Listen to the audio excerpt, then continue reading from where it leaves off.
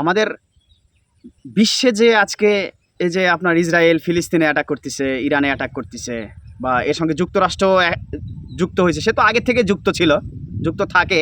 কারণ যুক্তরাষ্ট্রের একটা অভ্যাস আছে যে যেখানে গণ্ডগোল লাগুক সেখানে যদি দেখে যে মুসলিমের বিপক্ষে কেউ গণ্ডগোল করছে তাদেরকে হেল্প করার চেষ্টা করে। তারা আজকে এটা নতুন না, এটা আগের ইতিহাস। কারণ তারা মুসলিমদেরকে ভয় পাইতো, ঠিক আছে? কারণ একমাত্র দুনিয়াতে ভয় মৃত্যুর নেই মুসলমানের, এটা মাথায় রাখবেন যে একমাত্র মুসলিমের কোনো মৃত্যু ভয় নেই, ঠিক আছে?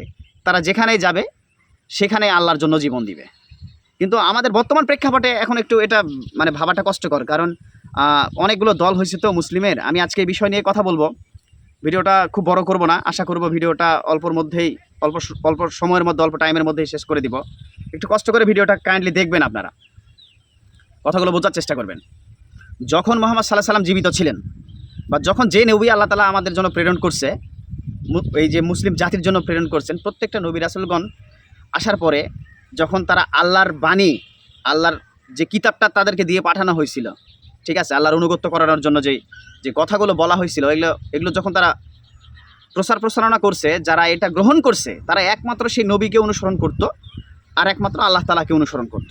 কিন্তু আমাদের বর্তমানে, মানে আমি কথাটা শেষ করলাম যে প্রত্যেকটা নবী রাসূলগণের মাধ্যমে আল্লাহ তাআলা এইভাবে আল্লাহর কথাগুলো প্রচারণা চালাইছে, ঠিক আছে? আর সে সময় যারা সাহাবী ছিল বা যারা নবী রাসূলগণদের অনুসরণ করতো, তারা একমাত্র নবী রাসূলগণ আর উপরে আল্লাহ, এই দুইজনকেই ফলো করতো, ঠিক আছে?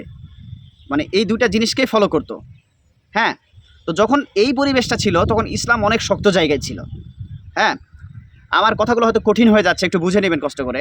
তখন ইসলামটা অনেক সহজ ছিল, তখন ইসলামটা আরও শান্তিপূর্ণ ছিল, ঠিক আছে? মুসলিমদেরকে মানুষ বাঘের মতন ভয় করত। এখন যেরকম ইরানের খামেনির কথা শুনলে মানুষ, আসলে যারা ইহুদি নাচার আছে, খ্রিস্টান আছে, হ্যাঁ, যেমন ইসরায়েল আমেরিকা, এরা তো মনে করেন যে প্যান্ট ভরে মুতে দেয়, ঠিক আছে? খামেনির নাম শুনলে প্যান্ট ভরে মুতে দেয়। অনেকে আছেন এটার বিরোধিতা করতেছেন যে আসলে ইরান কি জিতবে, বা ইরান কি থাকবে বা থাকবে না, ঠিক আছে? থাকা না থাকার রাখার মালিক আল্লাহ ভাই, ঠিক আছে? আর একটা কথা মাথায় রাখবেন যে মুসলিম যেখানে আছে, যারা মুসলিম মেরে বিশ্বকে শাসন করতে চাচ্ছেন, একটা কথা মাথায় রাখবেন যে মুসলিম, আল্লাহকে আল্লাহ বলে ডাকার একমাত্র ধর্মের মানুষই হচ্ছে আমরা মুসলিম ধর্ম। আর যদি আমরাই না থাকি তাহলে গোটা দুনিয়ায় থাকবে না, এটা মাথায় রাখবেন। আমার অস্তিত্ব না থাকলে, একটা মুসলমানের অস্তিত্ব দুনিয়াতে না থাকলে, কোনো বেধর্মীর অস্তিত্বও দুনিয়াতে থাকবে না, আল্লাহ তাআলা রাখবেন না, ঠিক আছে? তো কথা এক্সট্রা দিকে না বাড়িয়ে আমি আমার মূল কথায় চলে যাচ্ছি। আজকে বাংলাদেশের মতো জায়গাতে মুসলমানের এত দল, এটা হিসাবের বাইরে। মানে রাজনৈতিক দলও এত নয়, মুসলমানের যত দল, পুরো বিশ্বর একই অবস্থা। আমি আমার নিজের দেশকে দিয়েই কথা বলি, দেশকে ছোট করছি না আমি। আমার ইসলাম আসলে একটা শান্তিপূর্ণ ধর্ম, শান্তির ধর্ম। ইসলাম হচ্ছে শান্তির ধর্ম। এখানে অশান্তি সৃষ্টিকারী হচ্ছে আমরা নিজেরাই, কারণ আমরা জাতে নাই। এর আগেও ভিডিওগুলোতে বলছি আমি যে আমরা জাতে নাই, আমরা হচ্ছে কি অজাতে চলে গেছি, ঠিক আছে? যে যার স্বার্থে এখন আমরা ধর্মকে কাজে লাগাই, যে যার স্বার্থে ধর্মকে কাজে লাগাই, বুঝছেন না? যে বিভিন্ন স্বার্থে ধর্মকে কাজে লাগায়, নিজের আরাম আয়েশের জন্য ধর্মকে কাজে লাগায়। সৌদি আরব আমিরাত তো তাই করতেছে, যে নিজের আরাম আয়েশের জন্য ধর্মকে কাজে লাগাচ্ছে, এছাড়া কিছুই না।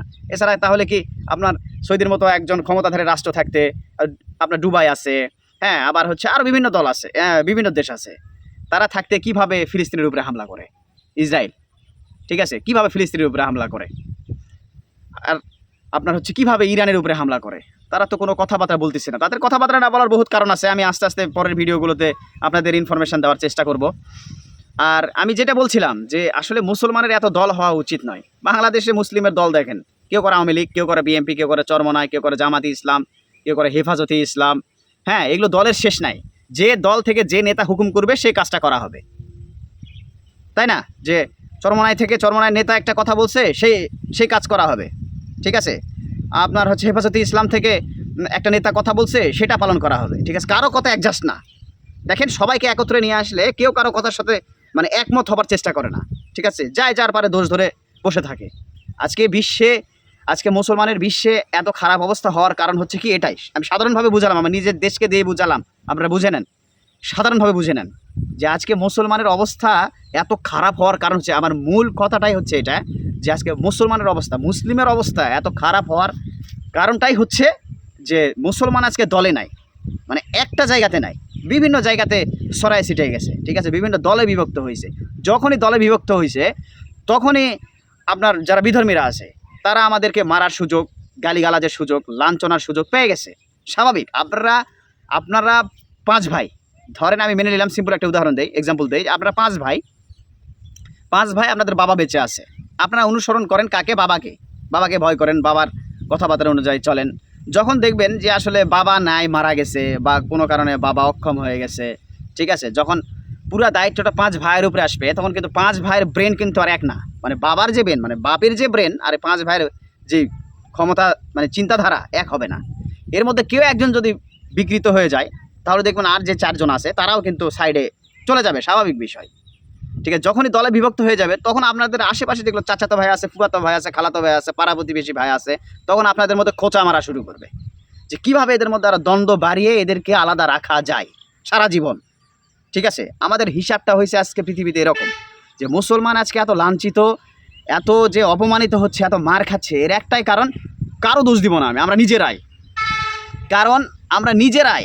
ঠিক আছে, কারণ আমরা আজকে যুব সমাজ, আমরা আজকে কথাগুলো বলতে হচ্ছে আমাকে, আমরা আজকে যুব সমাজ এমন পর্যায়ে চলে গেছি, আমাদের মেয়ে ভালো লাগে, আমাদের নেশা ভালো লাগে, আমাদের চুরি বাটপারি চিটারি যত কিছু আছে, ঠিক আছে, আমাদের ভালো লাগে। আমরা মুসলিমরাই ফতোয়া দিচ্ছি যে সুদ খাওয়া হারাম, বাট আমরা কি করতেছি? চাকরি বাকরি করছি, সরকারি চাকরি করছি, সে টাকা নিয়ে সে ফিক্সড ডিপোজিটে রেখে আমরা সেখান থেকে অর্থ গ্রহণ করতেছি, সেখান থেকে লভ্যাংশ খাচ্ছি।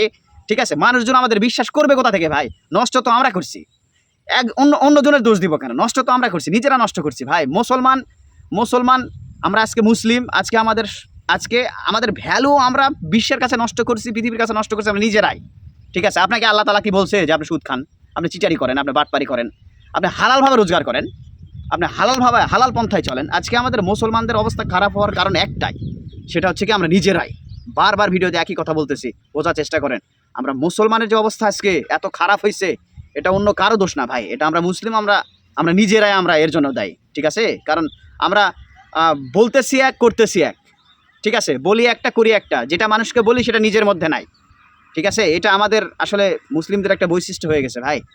হ্যাঁ, আমি আমার ধর্মকে ছোট করতেছি না, আমি বলতেছি যে জাতে আসেন। ঠিক আছে, আপনি জাতে আসেন, আপনি একবারে অজাতে চলে গেছি আমরা। ঠিক আছে, বিশ্ব মুসলমানকে আমি মেসেজ দিতে চাই, আমার দেশ সহ, যে আপনারা জাতে আসেন ভাই। আমার কথাগুলো ভালো লাগলে কমেন্টে জানাবেন, খারাপ লাগলে ভুল হলেও কমেন্টে জানাবেন ভাই। আসসালামু আলাইকুম।